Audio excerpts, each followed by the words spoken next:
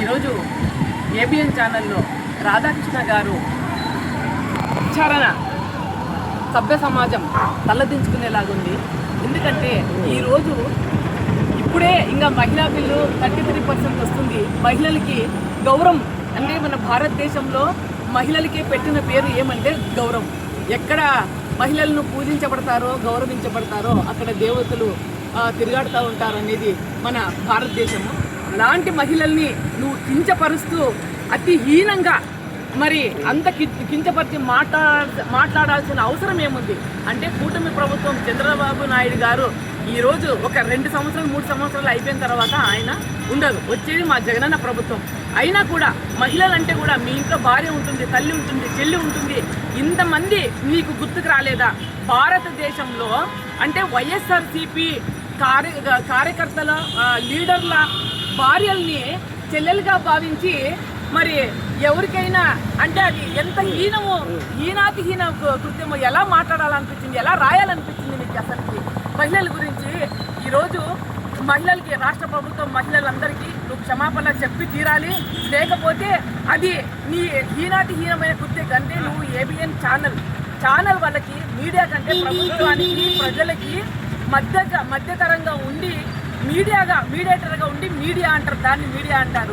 నువ్వు ప్రభుత్వాన్ని మీ మీడియా ఛానల్కి ఏం నేర్పిస్తున్నావు? ఈరోజు అరవ శ్రీధర్ అంత హీనంగా చేస్తే కూడా నువ్వు చెల్లించలేదు.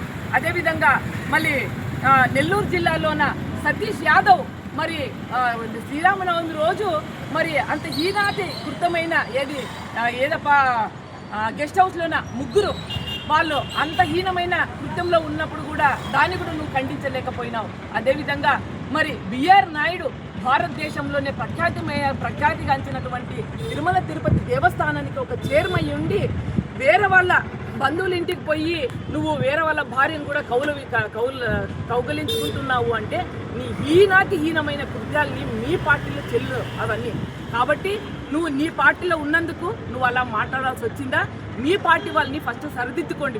మీరు సరిదిద్దుకోయిన తర్వాత నీ భార్య పిల్లల్ని ఇంట్లో కూడా ఉంటారన్న పరిజ్ఞానం ఇంగిత జ్ఞానం వండుకొని మీరు మీ ప్రజలతో మాట్లాడేది కానీ ఏదైనా చేస్తే బాగుంటుంది. ఎందుకంటే మీడియా అంటేనే ఒక గౌరవం. మీడియా అంటేనే ప్రజలకి న్యాయానికి అన్యాయానికి మరి చట్టానికి పెట్టిన పేరు 3 కలిపితే ఒక మీడియా అవుతుంది. మీడియా ఏదన్నా కూడా అన్యాయాన్ని ఖండించాలి, అన్యాయం చేయకూడదు ఎప్పుడన్నా కూడా.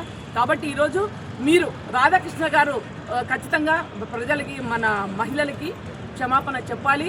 అదేవిధంగా ఎటువంటిది కానీ ఇంక ముందు కూడా ఇలాంటి జరగకుండా చూడాలని ఈరోజు మేము ఈ నిరసన వ్యక్తం చేయాలి. Thank you.